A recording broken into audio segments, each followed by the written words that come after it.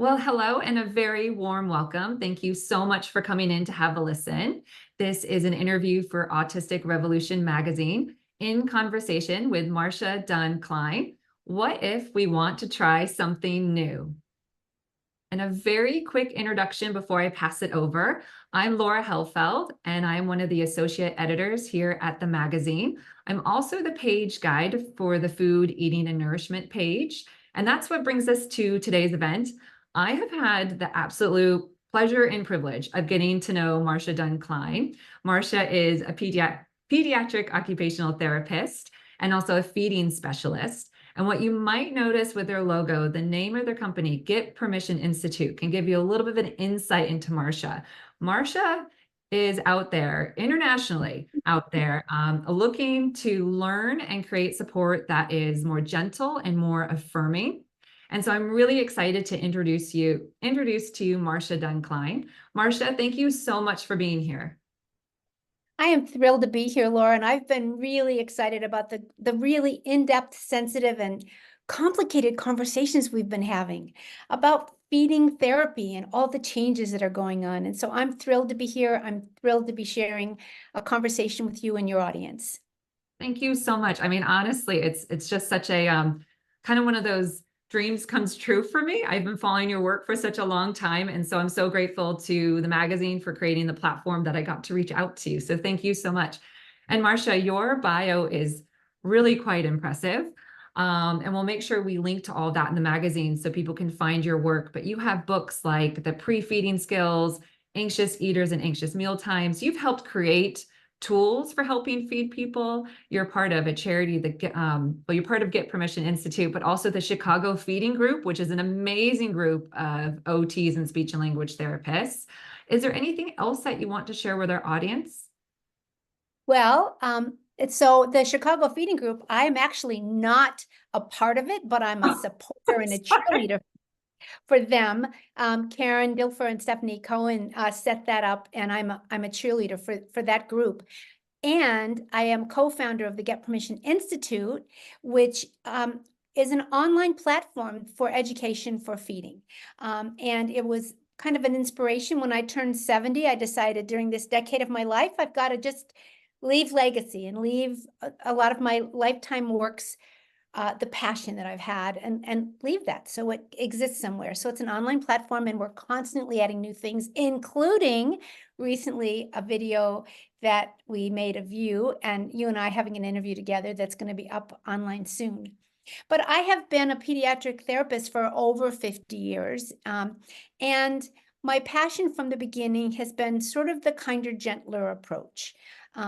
Suzanne Evans Morris and I wrote Prefeeding Skills back in 1986, Laura, and it was the first pediatric feeding book out there. And we used a lot of words then that are in vogue now, but we use words like relationship and responsiveness and connection and trust. And so we, from the beginning, saw ourselves as the kinder, gentler, sort of opposite of a more strict and structured behavioral approach. We saw ourselves as the opposite of that, sort of from the beginning. And yet, Laura, even though I've known and thought of myself as the kinder, gentler, permission approach to feeding, there's so much to learn and so many ways that I also am changing in the last 3-4 years. As we know more about neuroscience, we know more about trauma, we know more about neurodiversity. So I have been making this an absolute priority to just immerse myself in places where I can learn more about a neurodiversity affirming approach, a neurodiversity way of looking at feeding, and listening to people with lived experiences so we can just get better at this. Because, although I thought I was kind of kinder and gentler, there were still things that we as traditional pediatric feeding people, even the kinder, gentler folks, we got wrong. And it was out of meaning well, but we got wrong. And we're really working now on and making things better. And so thank you for sharing your insights with me, because that's helping us get better along the way. Oh, it's been fun. And I almost want to take just like a moment to reflect on all of what you just said, because what I hear is like for professionals and practitioners, the idea of always improving, Like there's always more to know, isn't it? Even after all these years, there's still more to know. And then what I hope people hear also from this talk is that there are practitioners. So for identifying individuals and families, that there are practitioners that really do want to hear from you and really do want to help and support. Yes. Yeah. And get better and get better. And so it's because of feedback from a lot of people in the community that we are tweaking things in a better way. And it's just better for everyone. So thank you all. Absolutely. You know what I hear missing from your bio though? Hula hooping. Oh, hula hooping. I was thinking of it this morning from your birthday video, and I thought, if our audience can know some fun things about you to remember you, you are quite the hula hooper. You know, in fourth grade, I was the Averill Park Elementary School hula hooping champion, and I could hula hoop almost an hour without stopping. And so the joke in my Fall off my chair. the joke in my family is I just turned 75 and I still can hula hoop. And Bree, the woman who does our Instagram, found that video somewhere and surprised me putting it up on Instagram. And I also like to stand on my head because I was a standing on my head champion in my elementary school years. So there I go. Crazy things. But you know, another crazy thing about me, Laura, is that the grasshopper is my logo, which is a crazy story. My children and I went to Oaxaca, Mexico, when my children were maybe 13 and 10. And we lived with a family and we studied Spanish for a 6-week immersion program. And just before we left, our señora made us a special lunch and she said, "Yo tengo una sorpresa." I have a surprise. Oh. And so we looked at it and I said, "Well, what is it?" And she said, "Well, champolinas." And so I didn't know what that was. And I looked it up in my dictionary and it said grasshoppers. And I have to do a parentheses because you well know that in fact, those were crickets we were eating. But my dictionary said grasshoppers. So through all these years, grasshoppers has been the word. So I used to tell the story. I do tell the story all the time about being a kind of worried trier. That grasshoppers for me was kind of a worried sort of experience, but I didn't want to be rude because our senora had gone out and bought a whole bowl of these and she didn't have a lot of money and this was a treat for us. So I'm going to try it. And so I was worried. So I got to have that experience of, wow, I'm supposed to try something now. She wasn't pressuring me, but I was requiring myself to just give it a try. My children are looking at me like, put your mouth where your mouth is, Mom, because you've been wanting us to try lots of new things here and we don't want to go first. So I did what I realize I teach in a lot of ways when I'm talking to individuals who are struggling with trying something new. I, first of all, needed to get to know it a little bit. So I smelled it. It smelled like garlic. And I touched it and it, touched like a crunchy bug shell. Okay, and then I said to her, "Well, how do you do this?" And she said, "Well, you take a tortilla." Oh, she showed me. You take a tortilla and she put a lot of guacamole on it. And then she put a bunch of grasshoppers in it and folded it up and just ate it like a taco. And I'm going, okay, well, let's see. I like tortilla and I like guacamole.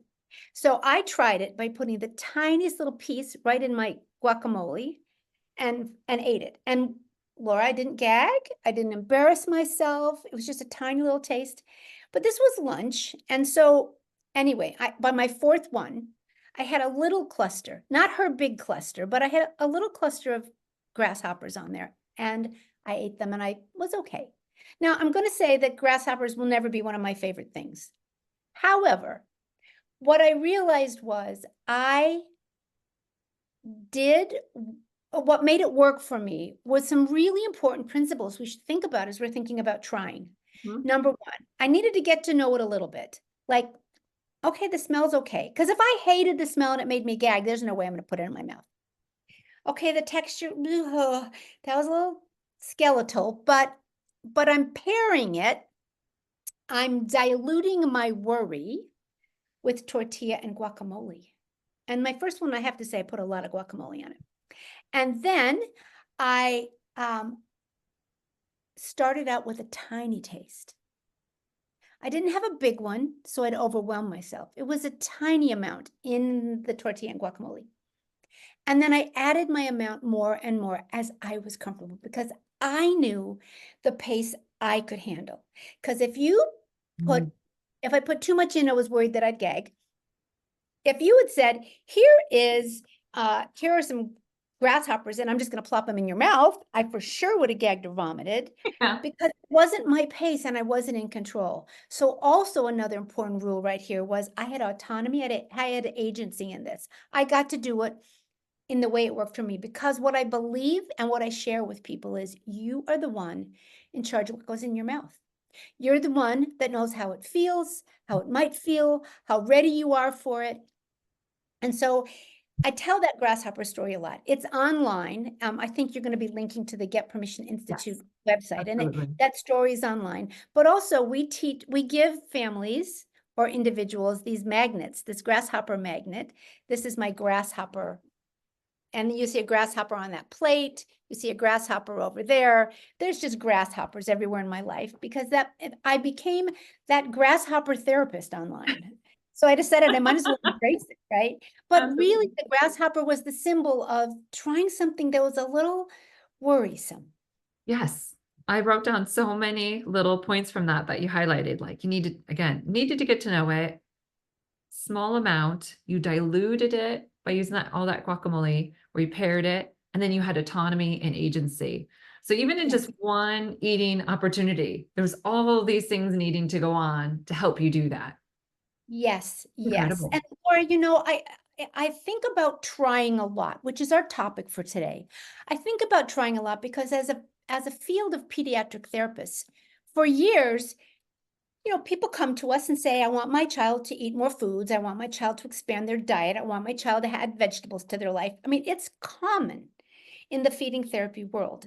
And many of your audience will remember stories, good and bad, where people tried to get them to try new things. So the thing about trying is, there's the person and their sensory system, their emotional system, their past and present experiences with foods, with the person that's trying to get them to try things. So there's the person, and there's the person who wants you to try something. So there's that relationship, right? That can complicate it. But also the idea that somebody else wants you to try something, they may not go at your pace. They may not understand what you like, what your sensory preferences are, what your neurodiverse sensory system is, and how it reacts to foods and new foods in the world. May not understand your experiences, your background, your history with food. And so for somebody to say to you or me, you should try this grasshopper or whatever it is, it's sort of not fair. What we as a profession need to get better at is getting to know the human being in front of us and trying to understand them, that child, or that adult, that teenager, that person in this moment, and then and try to understand what's going on for them and how can we make new food trying better. So I think about, okay, what motivates me to try new food? Well, if it looks good, if it smells good, maybe I like the texture, maybe I like the company I'm with, maybe I like there's something about it that I find curious. That would inspire me. It would inspire me if I were hungry, right? It would inspire me if I'm curious, if the people around me are trying it and we're all having fun. Those could inspire me. They could motivate me, because the motivation for trying is really important. It has to come from the human that's going to be doing the trying, right? However, it also would not motivate me if it smelled terrible. Why would I put it in my mouth? And smelling terrible is personal. Like, I had a family say to me, my child hates the smell of bananas. How am I going to get him to eat bananas? good question, right? And I'm going to say, wait, why are we working on bananas? I mean, does your child want to eat bananas? Because if they hate the smell, I'm pretty much going to guarantee you they're not going to want to put it in their mouth, right? So, so the person needs to be comfortable with the components, and it needs to be a good moment. So you spoke to this, and I know I'm talking on and on, but I have so many No, I love stories. it. So a story where an adult friend, he's studying to be an occupational therapist, and he's so willing to talk about his eating story, as he describes himself as a selective eater and an autistic adult. And his name is Giannis, and we have an interview with him on the Get Permission website.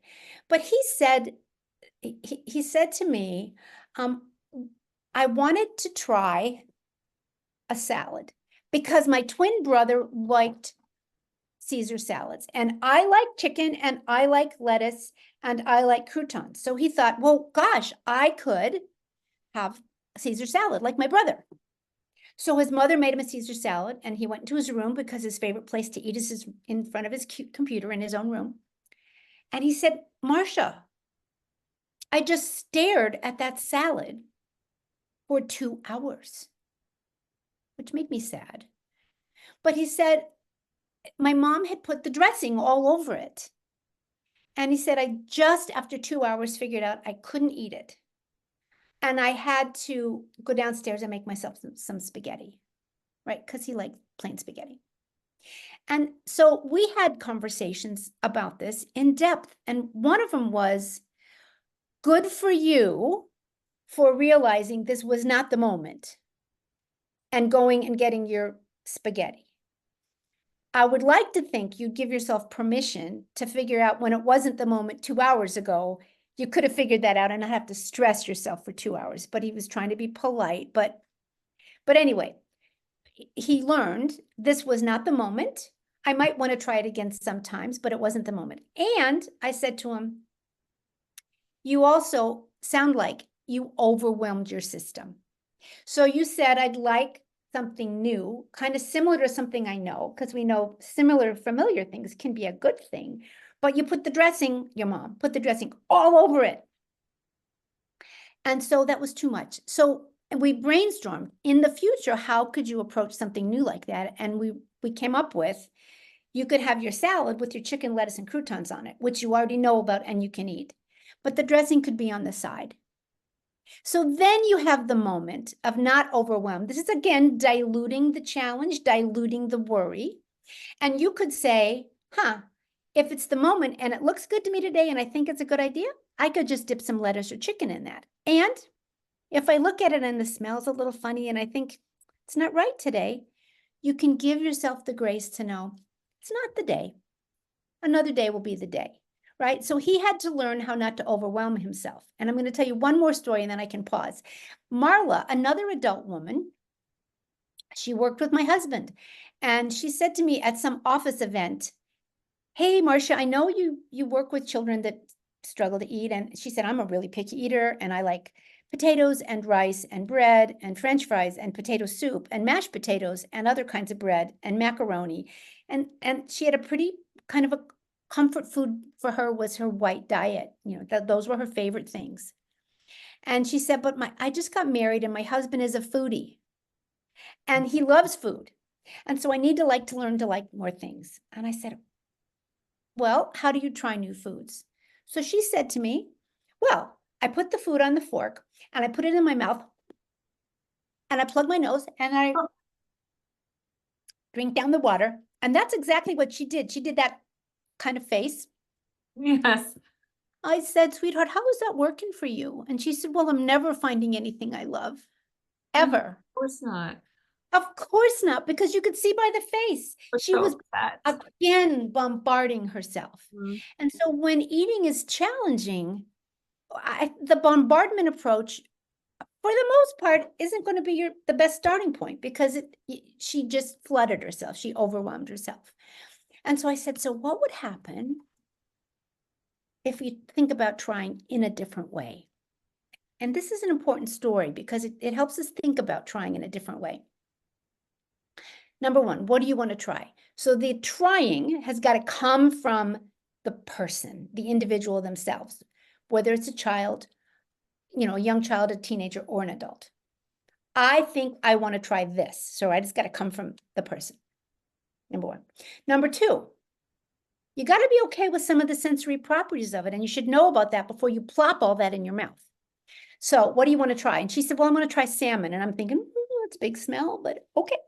Why do you want to try salmon? Because my husband makes it at least once a week and he really likes it. Okay. Where does the salmon get cooked? Why did I ask that question? Because I was a little bit worried about the smell. It's a big smell. And if she's okay with the smell, let's go forward. But if she hates the smell, we might need to pick a better food, right? She said, my husband cooks it outside on the grill. And I said, what's the smell like for you? She said, I don't mind it. I said, okay. So we got past that first leap. What might you be eating that salmon with? Oh, bread, potatoes, rice. Okay, so I said, what would happen if you took a piece of bread and you put a small piece of salmon on it and then put another piece of bread on top? This is kind of like the grasshoppers and the tortilla and the guacamole. We're diluting the new with some things that her mouth could find familiar. It diluted the smell, the taste, and the texture, and the sound, actually. So she said, I could do that. And then I said, if you like that, okay. If it's okay, you could do it again and again and again and get your mouth used to it. You could add a little bit more salmon as you think it's okay, as it feels right. Your pace. Mm-hmm. You're the one in charge of this. And then if that was fine, at some point you could have the top piece off and just have salmon and bread. So you've got more salmon touching your mouth until you feel like salmon in your mouth is okay. Your pace. And she went, I could do that. I saw her 2 weeks later at some office event because she worked with my husband. And she said, Marsha, I have 8 new foods that I like. 8. Wow. So what happened for her was, in her narrower eating challenges, she was not going farther from those, not because she wasn't, I mean, she certainly was willing to try, but she was flooding herself every time. So thinking about trying new food in a much smaller way helped her find some new things. So those 2 stories, one more, a couple, well, the salad story is recent. Her story, and then I've met a number of parents that said, I just told my child to try it. I just want them to try it. I just put it in their mouth. I told them to put their hands on it. I just put it in their mouth. And I realized parents inadvertently were flooding kids also. And so no wonder they weren't finding things they liked. Or they were saying, hey, no dinner unless you eat this Brussels sprout first, right? And so then these kids were coming to the table, never sure if they'd have enough food, never sure if they had enough food to fuel up. And so they were already out of, sort of dysregulated and not feeling safe about the mealtime, or not feeling trusting of their grownups, right? So a lot of these experiences were happening around the same time. And I realized we've got to teach people how to try foods. So, and just start again, just teach them, how could you try a food when you meet one you want to try? And so that's what we say to kids and older and teenagers and adults. When you meet a new food you want to try, here are some strategies that you might pick. I love that, because I think it speaks to so many things that we need support with, because sometimes that idea of, why don't we try it differently? And it's such a simple question. It's such a simple gesture, but actually, particularly with some neurodivergent folk, we're very big on our routine. And the idea sometimes of changing that routine, we go, oh my gosh, that was right in front of me, but I didn't think of it. And so that's incredible to just help reflect back to someone of, it's okay to try it differently this time. Because different may work better for you. Yes, I love that. I love that idea of taking the validating and gentle ways of supporting adults down to kids, because I do think that's where a lot of things end up getting mishmashed in that translation, just because we naturally, as busy parents, end up just kind of going through our day-to-day and accidentally, like you said, do some of that flooding. We accidentally do some of those things because we're just trying to make sure someone gets fed, And we are not realizing, oh, there was just this different way that maybe I could present that opportunity.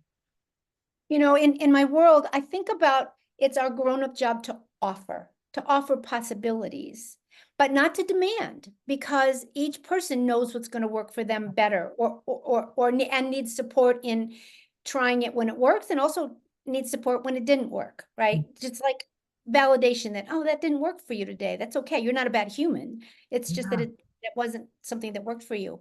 I have a little guy that I work with who said to his mom, I want to try pizza. So she went out and ordered pizza for dinner and brought it home and put it in front of him, and he opened the box and he started to sob. This little heart.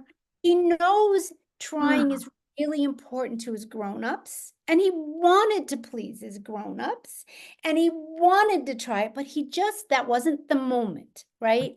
And so we want to give people support in the moment, and knowing that sometimes our kids that have been around us so long know that we wanted them to try things and they want to please us, but it's still going to be the moment. It's still going to be what works for them at that moment. One other thing I have to say, and I think some people will resonate with this. When I was growing up, my grandmother, who was Scottish, would come to visit, and she and my mom loved steak and kidney pie. It's a very British thing, right? You guys, Oh, yes, everywhere. You hanging out over there. But in my brain, steak and kidney pie just doesn't work. So I could smell it from the bus stop. So I knew my grandmother had gotten there, and so here's the deal. You will never make me try steak and kidney pie. You can try. I will never eat steak and kidney pie. I don't like the smell. It makes me gag. I find the texture of kidney disgusting. I find the look of it now disgusting. I will never. So you could say you just need to smell it 3 times, and now you need to lick it 3 times, and now you need to put it in your mouth and spit it out and do some kind of a desensitization exposure thing. It will never work for me. I didn't decide steak and kidney pie. It wasn't my idea. And if you try to make me like it by breaking it down in those ways, it will not work, and I will just be mad at you. I will not want to try food with you again. So I think in the name of being careful, like smell it and touch it and lick it and all those things that many of us grew up with, the thing that we were missing was it their idea? Was it somebody's idea to try it? If it's their idea, I do believe we should pay attention to smell. Like if you like the smell of the salmon, you might be willing to try it, right? I do think we should pay attention to texture, because if it's a terrible texture for you, you're not going to want to try it, right?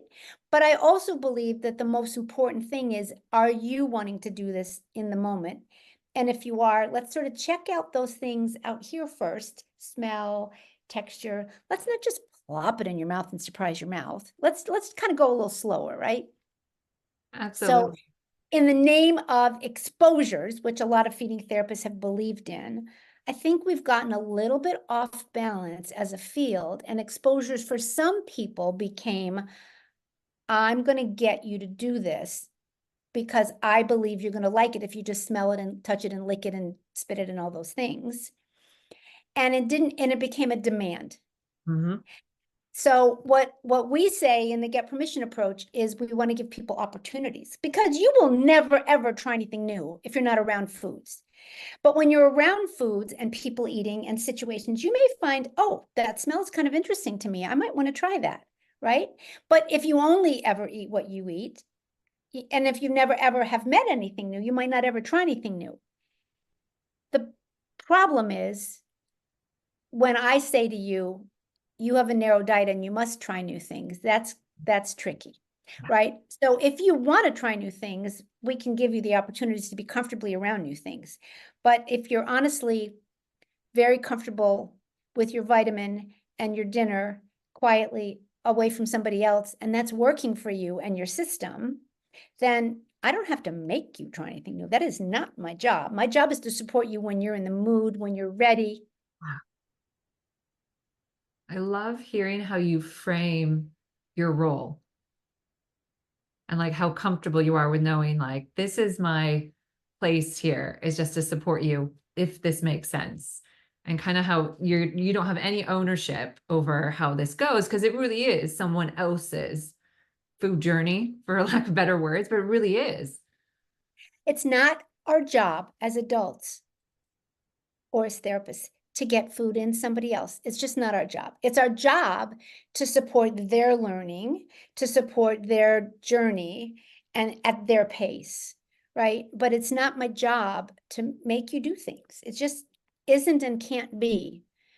And that's a shift, because a lot of pediatric feeding therapists for sure have been thinking it's our job to get you to eat new foods because the parents want you to like vegetables, and it's our job to get you to do a vitamin, or get you to, I mean, just to get you to do other things. And so, Right. yeah. Yeah. That was kind of touching on one of the points we wanted to make sure to talk about today. And I think you've already covered, I think a lot of it was the idea of over the years, your practice has changed and you're doing some things differently with kids. I think you've covered quite a lot of that, but at the same time, was there anything left that maybe you hadn't touched on, you wanted to?